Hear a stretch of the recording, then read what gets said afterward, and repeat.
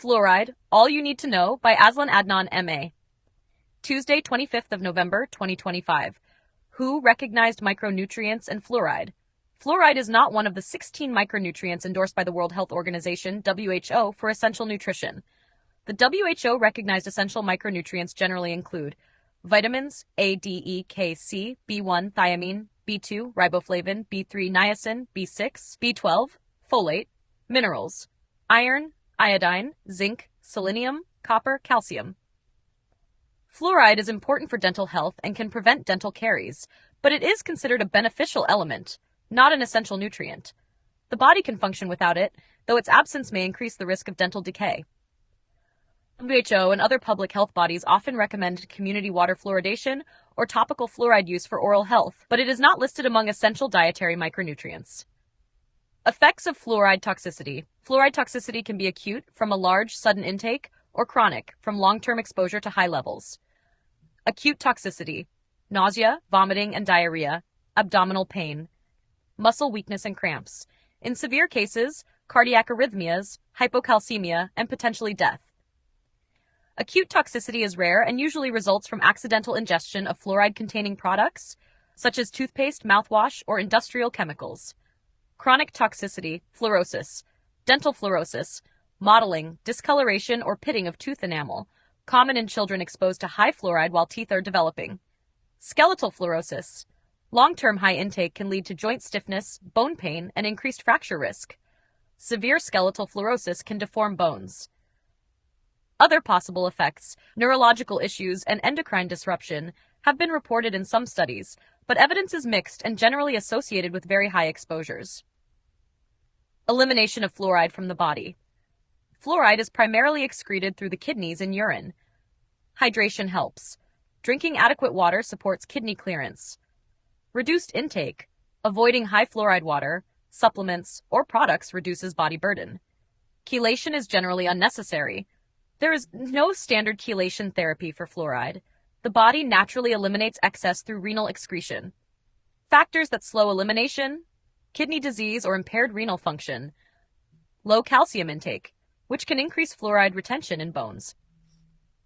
In healthy adults, the biological half-life of fluoride in plasma is roughly 3 to 10 hours, but in bone it can be years, since fluoride accumulates in hydroxyapatite. Practical strategies to reduce fluoride exposure. Here is a practical, evidence-based guide to reducing fluoride exposure and supporting natural detoxification. 1. Water management. Check your local water supply for fluoride levels. Many municipal sources are fluoridated. Use reverse osmosis, filters, or activated alumina filters at home to reduce fluoride in drinking water. Avoid bottled water labeled as fluoridated and read labels carefully. 2. Reduce fluoride in oral care. Switch to low-fluoride toothpaste or natural fluoride-free brands, especially for children. Avoid swallowing toothpaste or mouthwash. Limit fluoride mouth rinses unless specifically recommended by a dentist. 3. Diet adjustments. Increase calcium and magnesium-rich foods, milk, leafy greens, nuts. These minerals can bind fluoride in the gut and reduce absorption. Drink plenty of water to support kidney excretion. Avoid excessive tea consumption, especially black tea, as it can contain high fluoride levels. 4. Support kidney function. Stay hydrated throughout the day to promote urinary excretion of fluoride. Limit substances that can impair kidney function, excess alcohol, high sodium, some medications, to maintain natural detox capacity. 5. Avoid high fluoride foods and beverages. Some processed foods and sodas may contain fluoride due to water or processing. Be cautious with fish that may accumulate fluoride, though most typical dietary exposure is low. 6. Consider natural binding agents with caution. Certain minerals, like calcium, magnesium, and boron, may reduce fluoride absorption. Supplements should only be taken under guidance from a qualified health professional. 7. Regular monitoring and awareness. If you live in a high fluoride area or suspect overexposure, discuss testing with a healthcare professional. Urinary fluoride testing or dental checkups can help detect excessive exposure early. Fluoride is not easily removed from bone once deposited, so prevention and moderation are key. Supporting kidney function, maintaining proper hydration, and reducing dietary and environmental exposure are the safest ways to minimize toxicity risk. Daily routine to minimize fluoride exposure.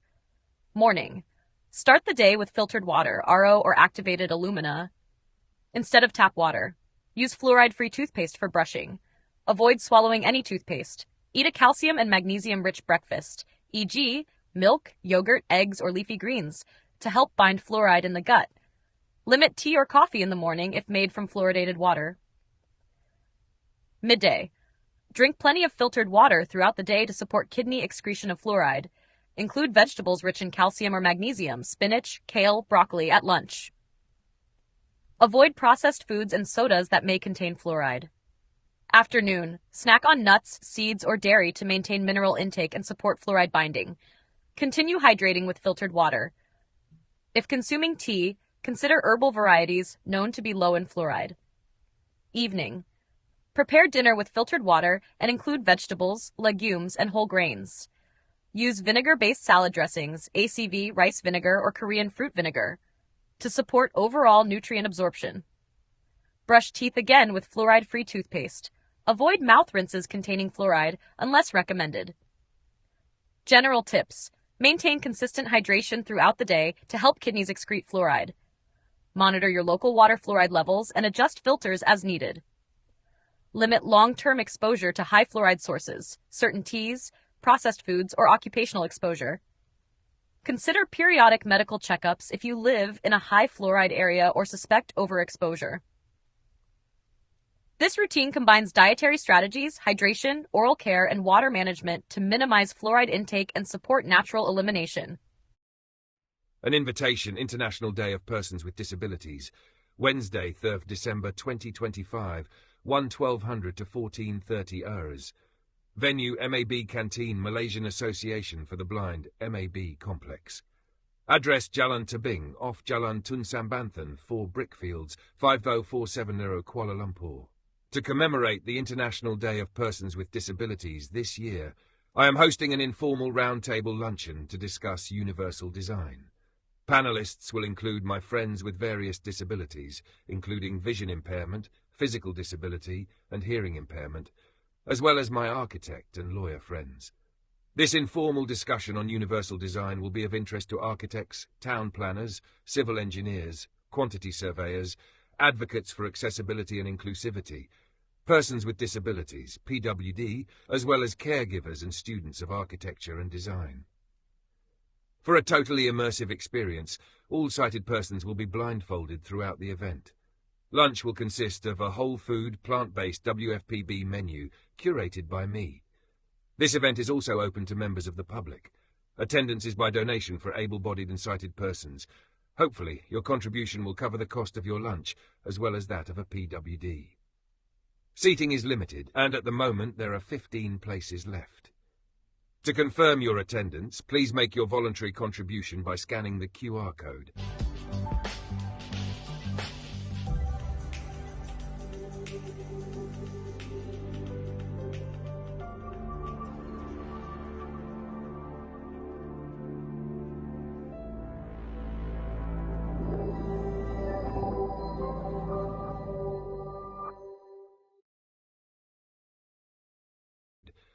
If you are unable to attend but wish to support this event, feel free to make a small donation, not more than 5% of your monthly income. Any excess funds will go towards ongoing treatments to restore my vision. We will have a fruitful and meaningful discussion that will raise awareness of the need for universal design for PWD. Universal design. For background information on universal design, I have made several videos. Links are in the video description below. AZLAN Adnan MA, VIP founder, Green Party of Malaysia.